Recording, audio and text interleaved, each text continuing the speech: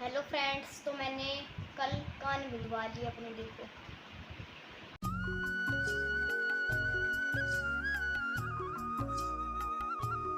Hello friends, good evening. कैसे हैं आप सब? मुझे नहीं पता कि आप सबको ये सब कब पता चला। आप जब सोकर उठे तब आपको पता चला या फिर आप जब सोने गए जब आपको पता चला। लेकिन दोस्तों, सच में जब हमें ये सब पता चला तो हमारे तो पैरों नीचे ज़मीन खिसक गई। मैं सिर्फ इतना जानती हूँ कि जो हम कर्म करते हैं उसका फल हमें ज़रूर भुगतना पड़ता है।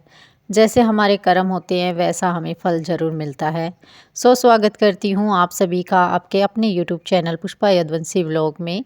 और मैं आप सबका दिल से धन्यवाद करती हूँ कि आप लोग अपना इतना कीमती समय निकाल कर मुझसे मिलने आते हैं, मेरा व्लॉग देखते हैं। मैं आप सबका दिल से धन्यवाद करती हूँ। आप लोग मुझे इतना ज़्यादा सपोर्ट करते हैं। मैं बस इतना ही कहना चाहती हूँ कि जो चैनल पर नए हैं वो चैनल को सब्सक्राइब कर ले, और जिन्होंने पहले से सब्सक्राइब कर रखा है उनका बहुत बहुत धन्यवाद। तो यहाँ पे दोस्तों शाम के 4 बज चुके हैं और हर बार की तरह मेरा ये व्लॉग भी इवनिंग से शुरू हुआ है। तो अभी दूध का टाइम हो गया है, तो यहाँ पे मैंने सबसे पहले भैंस को छाननी कर दी है, दलिया खल मिला दिया है और अभी दोस्तों मैं दूध निकाल लेती हूँ। तो यहाँ पे दोस्तों आप सभी का स्वागत है मेरे मिल्किंग व्लॉग में। और आपको मेरा मिल्किंग व्लॉग कैसा लगे कमेंट करके ज़रूर बताइए, और कंटिन्यू मेरे साथ मेरे व्लॉग में बने रहिए। और दोस्तों अभी बहुत ज़्यादा चिलचिली धूप, इतनी ज़्यादा धूप पड़ती है कि बाहर निकलना बहुत ज़्यादा मुश्किल है। और जो मेरे व्लॉग डेली देखते हैं उन्हें पता है कि भाई जहाँ पे मेरी भैंस बनती है यहाँ पे पेड़ पौधे भी नहीं हैं, अभी लगाए हैं तो बहुत ही छोटे छोटे हैं। तो यहाँ पे बाहर की साइड में ना दीवारों की थोड़ी बहुत छाया आती है, बस उसी छाया में मैं अपनी भैंस को बांधती हूँ। और जो है जैसे जैसे सूरज ढलता है वैसे वैसे धूप कम हो जाती है भैंसों के पास और छाया आ जाती है। तो बस यहीं पे मेरी भैंसें बनती है और यहीं पे बांध के मैं इनको चारा खिलाती हूँ और यहीं पे बंदी का मैं दूध निकाल लेती हूँ। और फिर ऐसे धीरे धीरे सूरज ढल जाता है तो यहाँ पे छाया हो जाती है।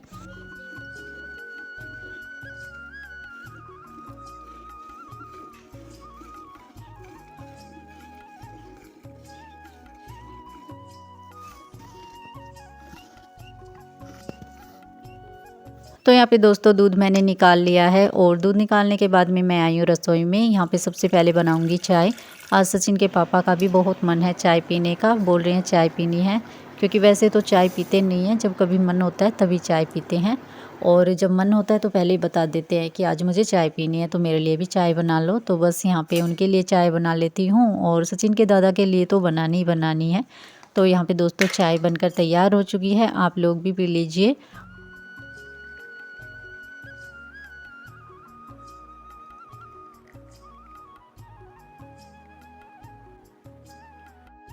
तो यहाँ पे दोस्तों चाय देने के बाद में मैं रसोई में फिर से आ चुकी हूँ और यहाँ पे सबसे पहले मैं रसोई में झाड़ू लगाऊंगी, उसके बाद में पूरे घर में झाड़ू लगाऊंगी पहले तो यहाँ पे दोस्तों हम हाउसवाइफ की ड्यूटी कभी भी ख़त्म नहीं होती है, चाहे सुबह हो चाहे शाम हो चाहे गर्मी हो चाहे सर्दी हो, हमारी ड्यूटी ऐसे ही चलती रहती है। लेकिन यहाँ पे ना मैं कुछ बहनों से कहना चाहूँगी कि हमें जिस तरह से हम लोग सुबह का रूटीन बनाते हैं ना कि भाई जल्दी उठेंगे तो जल्दी जल्दी काम हो जाता है, उसी तरह हमें शाम का भी रूटीन बनाना चाहिए कि भाई हम इस तरीके से काम करें कि 9-10 बजे तक हमारा जो है रात का काम ख़त्म हो जाए। क्योंकि जब रात को हम जल्दी सोएंगे तभी हम लोग जल्दी उठेंगे सुबह। क्योंकि मैं कई बार देखती हूँ कि मेरी बहनें 10-11 बजे तक, 11-12-1 बजे तक रात का काम करती रहती है। तो बताइए इतनी लेट आप काम करके सोती हैं तो फिर सुबह जल्दी कैसे उठेंगी आप? और हमारा तो यहाँ पे ज़मींदारे का काम है, हमसे तो सुबह बिल्कुल भी नहीं उठा जाता जब हम इतनी लेट सोते हैं। तो मैं तो शाम को भी जो है अपना रूटीन बना के रखती हूँ, जिससे कि मेरा 9 बजे का होता है, 9 बजे तक मेरा सारा काम ख़त्म हो जाता है। तो दोस्तों यहाँ पे ना झाड़ू लगाने के बाद मैं रसोई में आ चुकी हूँ और यहाँ पे ना मेरी आज की रसोई में बिल्कुल भी सफाई नहीं हुई है, क्योंकि सुबह ना जल्दी जल्दी काम करके ना 9 बजे तक हम मार्केट चले गए थे और वहाँ से आने के बाद में धूप हो गई थी और फिर उसके बाद में मन नहीं किया कुछ काम करने का, तो रसोई की सफाई नहीं हुई थी। तो मैंने सोचा शाम को कर लूँगी। तो रसोई की सफाई बाद में करूँगी, पहले जो सब्ज़ी लेके आए थे उनको धो के फ्रिज में रख दूँगी, क्योंकि अभी गर्मी में सब्ज़ी बिल्कुल चलती नहीं है, बाहर रखते हैं तो बहुत जल्दी ख़राब हो जाती है। और दोस्तों ये वाला फ्रिज हम अब की बार नया लेके आए हैं, हमारा जो शादी वाला फ्रिज था वो ख़राब हो गया था तो हस्बैंड जी नया लेके आए हैं। आपको कैसा लगा हमारा फ्रिज कमेंट करके ज़रूर बताइए। मैंने 1-2 व्लॉग में डाला तो है, लेकिन वो मोटिवेशनल वीडियो डाल दी तो मैं उस समय बता नहीं पाई आपको, यहाँ पे बता रही हूँ कि नया फ्रिज लेके आए हैं। तो दोस्तों अभी मैं रसोई में आई हूँ। फ्रिज में सब्जियां तो रख दी है, उसके बाद में यहाँ पे ये देगची भी नहीं लेके आए हैं दूध गर्म करने के लिए, और कुछ किराना का सामान लेके आए हैं। बच्चों के लिए पोहा लेके आए हैं। तो इसके अलावा रसोई में हल्दी भी कमी बची थी, तो यहाँ पे हल्दी भी लेके आए हैं। बर्तन धोने का साबुन भी ख़त्म हो गया था, बर्तन धोने का साबुन भी लेके आए हैं। और जो है नमक भी थोड़ा ही बचा था, एक थैली तो बची हुई थी, लेकिन फिर भी 2-3 थैली हम लेके आए हैं। और जो है चीनी भी लेके आए हैं। तो थोड़ा बहुत किराना का सामान ये हम यहाँ पे लेके आए हैं। इसके अलावा मैंने भी जो शॉपिंग की थी आप लोगों के साथ व्लॉग के लास्ट में ज़रूर शेयर करूँगी। तो यहाँ पे मैं फटाफट से जो सामान जहाँ रखना है वहाँ पे रख देती हूँ, और आप लोग कंटिन्यू मेरे व्लॉग में बने रहिए।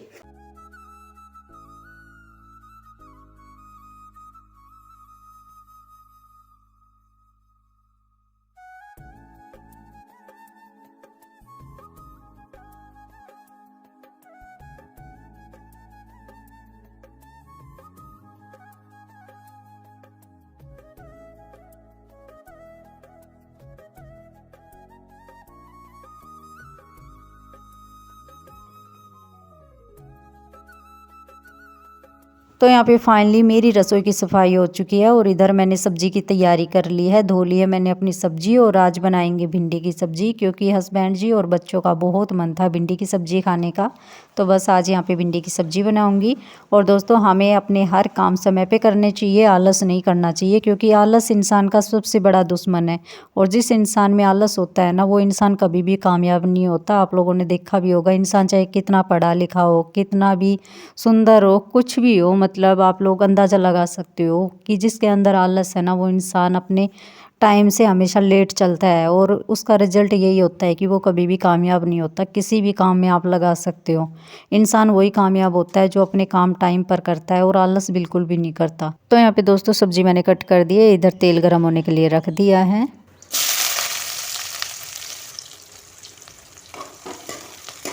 तो यहाँ पे दोस्तों भिंडी बनाने के लिए सबसे पहले हमें तेल गरम करना होता है, उसमें जीरा डालना होता है। उसके बाद में प्याज और लहसुन डाल के उसको 2 मिनट तक अच्छे से पकाना, और उसके बाद में टमाटर डालना। और दोस्तों उसके बाद में रसोई में जितने भी मसाले यूज करते हो डेली, नमक, मिर्च, हल्दी, सबको डाल के 2 मिनट तक पका लेना है। और उसके बाद में यहाँ पे भिंडी डाल देनी है, और इसको अब अच्छे से मिला देना है। और दोस्तों गैस फ्लेम को धीरे कर देना है, और ढक्कन को लगा के रख देना है।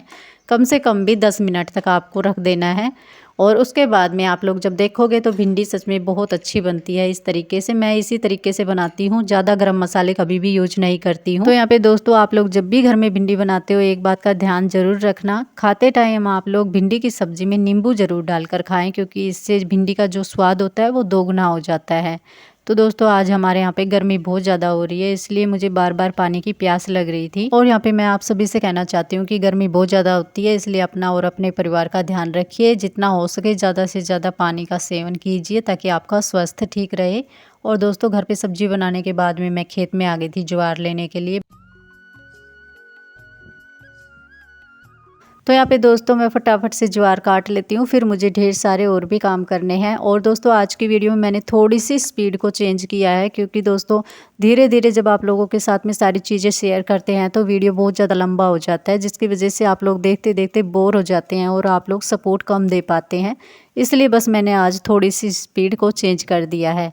और दोस्तों यहाँ पे मैं ये कहना नहीं चाहती हूँ कि सिर्फ मैं काम करती हूँ। देखिए औरतें सभी अपने घर का काम करती है, कोई दूसरी औरत किसी दूसरे औरत के घर का काम करने नहीं जाती है। सभी औरतें अपने घर का काम खुद करती है। सिर्फ फ़र्क इतना होता है कि कोई जल्दी कर लेती है, कोई देर से कर लेती है, लेकिन काम सभी औरतें करती है।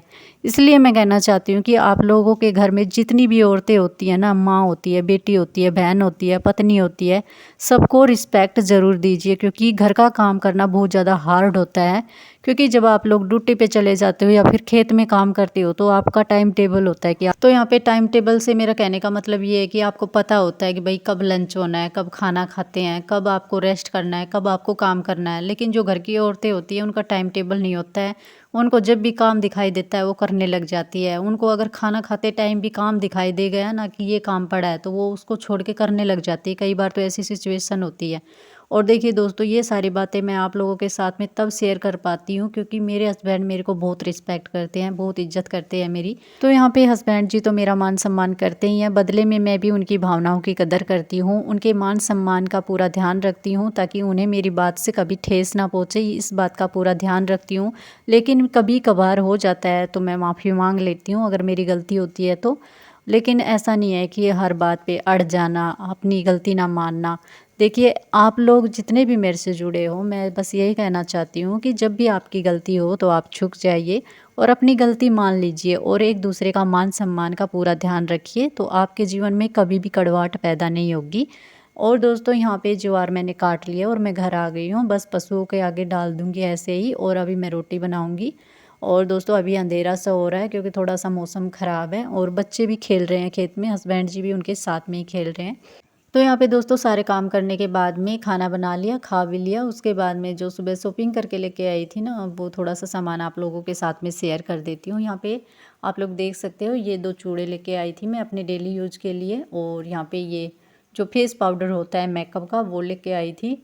और उसके बाद में ये जो नाखून पॉलिश लेके आई थी, 2 लेके आई थी। और एक मांग भरने के लेके आई थी, एक आईलाइनर भी लेके आई थी, और एक ये जो फाउंडेशन होता है लैक्मी का, ये भी लेके आई थी मैं। इस तरह से ना छोटा मोटा जो मेकअप का सामान होता है, बस वही लेके आई थी। तो यहाँ पे जो लोग मेरी डेली व्लॉग देखते हैं, आप लोग देखते होंगे कि मैं कभी भी ज़्यादा हैवी मेकअप नहीं करती हूँ। तो बस यहाँ पे सिंपल मेकअप का सिंपल सा सामान मैं लेके आई हूँ। और दोस्तों, यहाँ पे हस्बैंड जी ने मुझे सूट दिलवाए हैं गर्मियों के लिए, 2-3 सूट दिलवाए हैं, वो भी मैं आप लोगों को यहाँ पे दिखा देती हूँ। तो ये वाला जो सूट है, ये अच्छी कढ़ाई है इसकी, धागा भी नहीं खींचेगा, और छोटी छोटी जो है ना सितारी है, जैसे कि पार्टी वगैरह में पहनना हो तो आसानी से पहन सकते हैं आराम से, और जो है बहुत अच्छा लगेगा। और इसी के साथ में दुपट्टा भी है इसका, ये रेड वाला दुपट्टा है, बहुत अच्छा है। और इसी के साथ में ना दूसरा ये वाला सूट है, ये डेली यूज का सूट है, इसकी सलवार और सूट दोनों एक जैसा है, एकदम कॉटन है। और इसी के साथ में जो तीसरा सूट है वो भी कॉटन का है, और इनके साथ में जो है दुपट्टा भी ले लिया है। और इधर हमारे देश के जो हालात हो रहे हैं सबको पता है, जैसे कि पहलगाम में आतंकवादियों हमला होने की वजह से अचानक से लड़ाई की संभावना हो गई है। तो हमारे जितने भी नौजवान थे, जितने भी फौजी छुट्टी पे आए हुए थे, सबको इमरजेंसी वापस हेडक्वार्टर में जाना पड़ रहा है, हाजिर होना पड़ रहा है। तो यही फ़ोन हमारे हस्बैंड जी के पास भी आया है कि भाई आपको आना है, हेडक्वार्टर में आ जाना है। तो बस ये फ़ोन सुनते ही मेरे तो पैरों नीचे से ज़मीन खिसक गई। हम बहुत ज़्यादा खुश थे, हमने क्या क्या प्लानिंग की थी कि शॉपिंग करेंगे, वहाँ घूमने जाएंगे, लेकिन खैर कोई बात नहीं, भगवान ने चाहा फिर से मेरे हस्बैंड बहुत जल्दी छुट्टी आ जाएंगे और फिर से ढेर सारी प्यारी प्यारी वीडियो आप लोगों के साथ में शेयर करेंगे। बस मैं भगवान से प्रार्थना करती हूँ कि भगवान जी हमारे देश के नौजवान फौजियों को सही सलामत रखना, सरहद पर उन्हें लड़ने की शक्ति देना, उनका साथ देना, और उन आतंकवादियों को उनकी सज़ा जरूर देना। तो यहाँ पे दोस्तों, आज पलक के पापा ने पलक के कान भी बिंदवा दिए, बहुत ज़्यादा जिद कर रही थी ये। तो दोस्तों, इस व्लॉग को यहीं पे एंड करते हैं, मिलते हैं नेक्स्ट व्लॉग में। आज का व्लॉग कैसा लगा कमेंट करके ज़रूर बताइए। Thank you.